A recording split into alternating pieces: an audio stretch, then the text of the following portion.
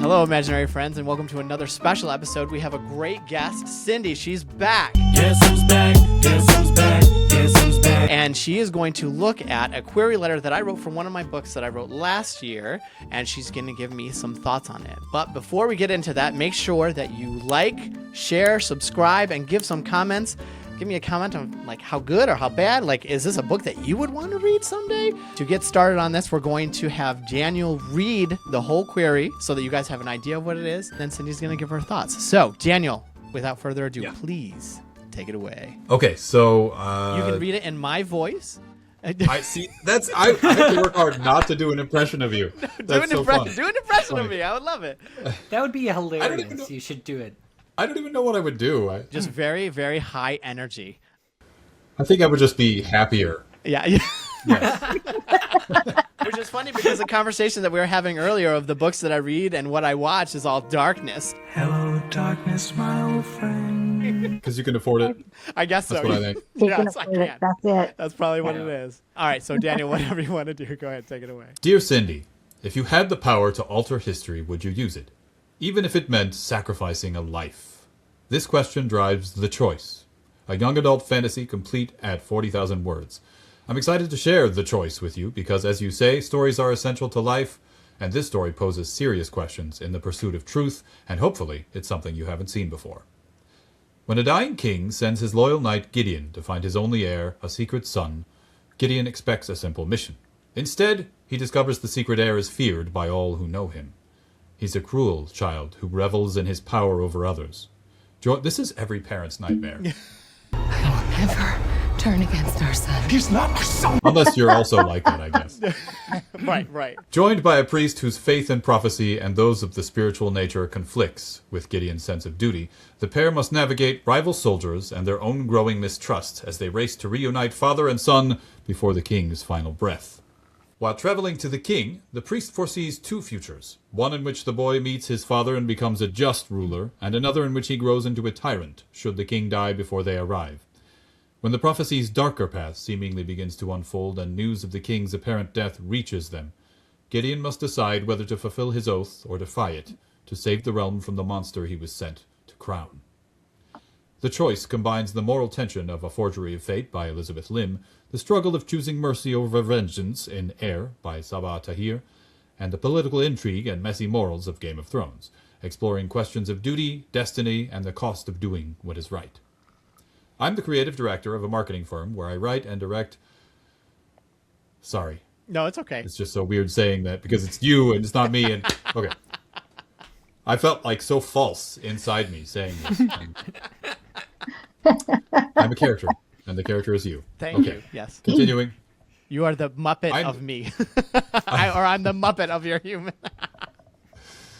I am the creative director of a marketing firm. Okay. I'm the creative director of a marketing firm where I write and direct national commercials and documentaries. I also host a literary podcast featuring authors and original fiction. My work in storytelling and narrative production informs my fiction, blending cinematic pacing with character-driven themes. Sincerely, Caleb. Dun, dun, dun, dun. All right. Take it away, Cindy. You tear it apart. I'm ready. Okay. First off, you've got experience writing query letters, Yes. so you know you didn't just trash it. First thing I'm going to say is you started out by addressing it to me, and that is very good. You want to address it to a specific editor because it's harder to slide on past a query with your name at the top. It's not impossible if it just really doesn't float your boat, but it is a lot harder and it will catch your attention, and it's a lot better to do that because it means you've tried. It means you've looked at what the editors are looking for, and that's a good thing. It means you've done your homework. So many people do not look at the website of the publishers they're submitting to. They just send everything exactly the same way. Don't look at the submission guidelines and all that stuff. They don't look at the specific editors that they're talking to. They say, "Dear sir" or "Madam," and we don't even have any men on staff, so I know they didn't even try to look at. If they had just looked at the pictures there, it wouldn't have been hard, you know. Dear madam or madam. How to fail instantly. It's just it's like you didn't try to start, you know. You just so good. I'm just saying that was a good way to start. Whenever you can, do this. Also very good, you proved that you read my bio. Yeah. That's Yes.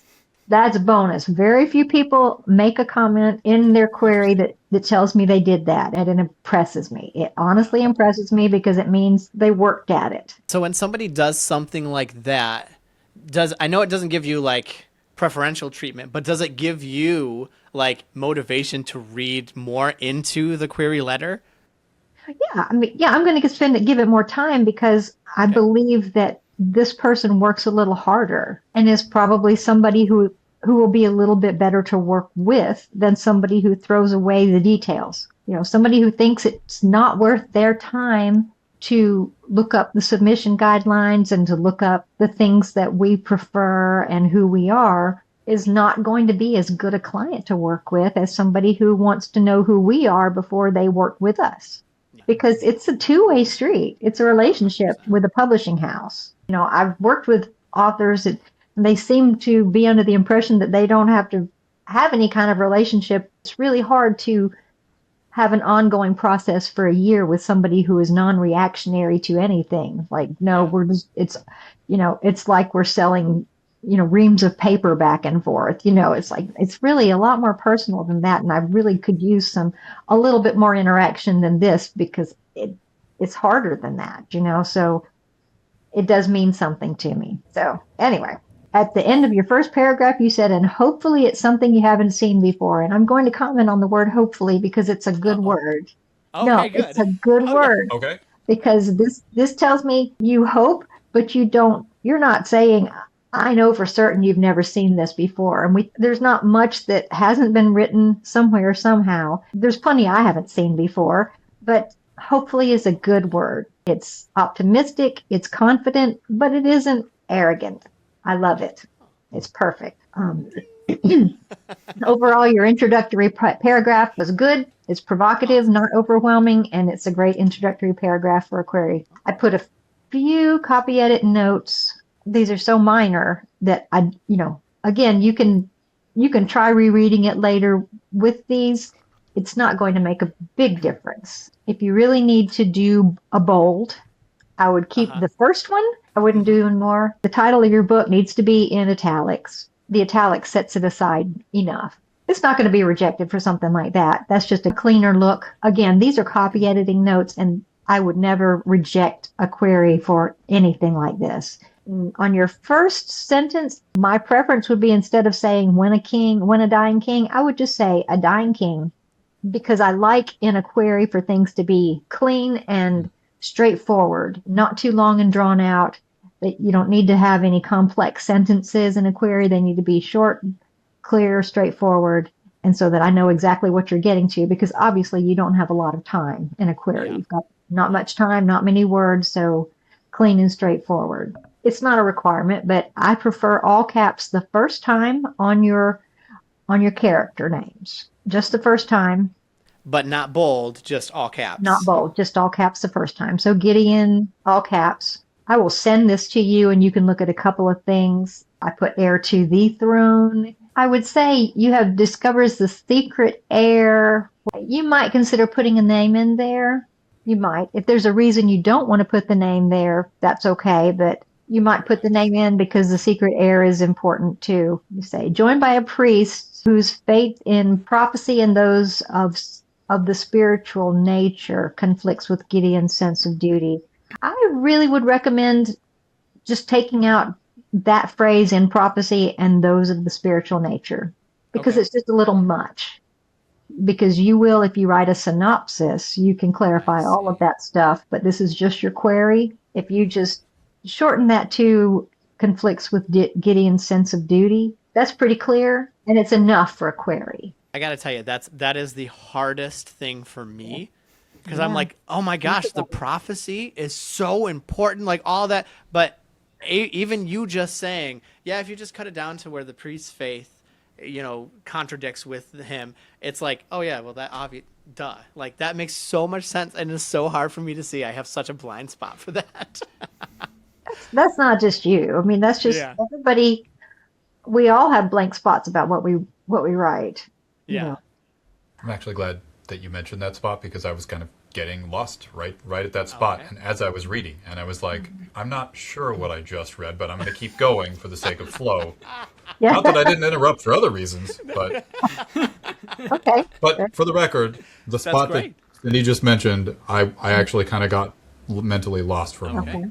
But there was like no other spot in the query where I felt the same kind of I'm off the tracks. On the other side of the coin, at the end of the sentence, you mentioned their growing mistrust, but you don't say what the mistrust is about. Okay. So if you can use a one word, not a sentence, not even a long phrase, but if you can use a one or two words to clarify what that mistrust means, but be careful. Just don't add much. Don't add a whole new paragraph of. Don't add a whole sentence. Just, and Don't take the last sentence and copy and paste it into Right. this one. Definitely don't do that. The growth of mistrust of prophecy and spiritual. now it's very likely that you can just rewrite the first part of that sentence Sure. Yeah. and clarify it and fix it right there. Your comps are good. Okay. Your books are new and have already gotten great reviews. They show potential for good sales. Good. That's also good. Just Yeah. because a book is new, I also do look for books that sell and are new and are relatively new. There are comps out there that I get that don't have any sales. You look and they've got one review or two reviews and you say, well, maybe that's not the one you should have chosen for your comp. Now, they're also longer. 40,000 is technically not novel length, even for YA.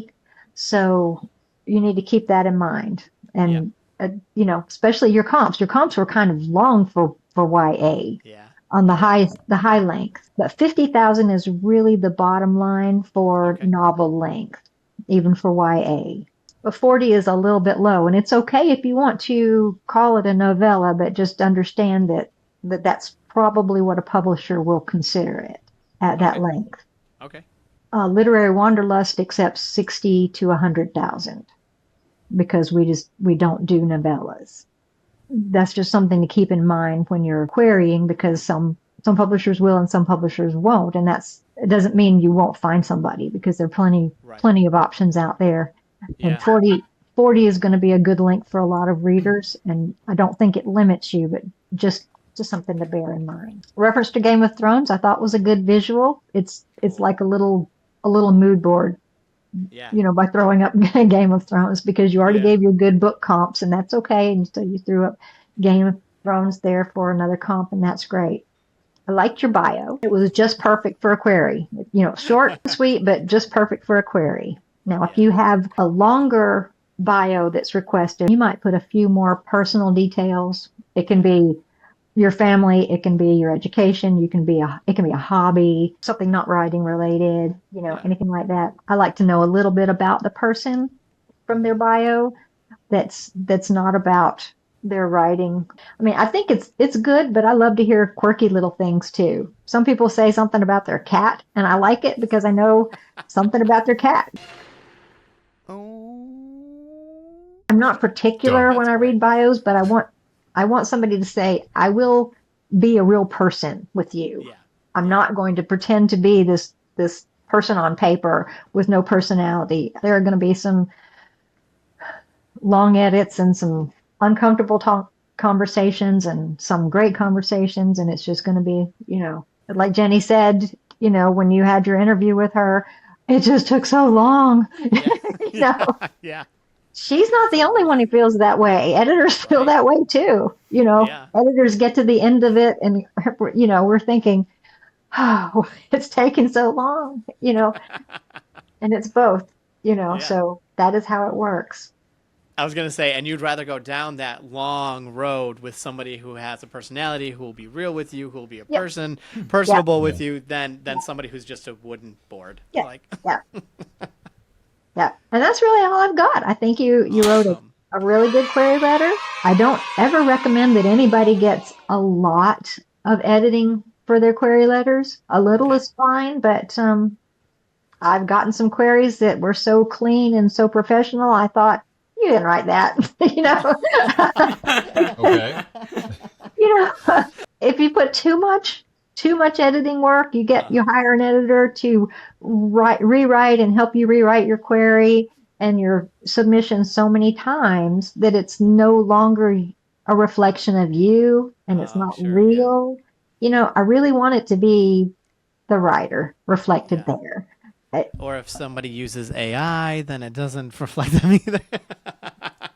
Yeah, I mean, you want it to be real. You want it to be something that reflects the person. And if that means there's going to be some weird sentence structure or some quirky things that I don't really understand, but it makes me know that that's a human being, that some weird little quirks about the way they say things, and that's okay too, because it's their book and I know it's their query, and that, I'm not looking for perfection. There may be people out there who want a query that's by the book and super professional and everything, but I want somebody who shows me who they are in their query and in their, just like in their bio.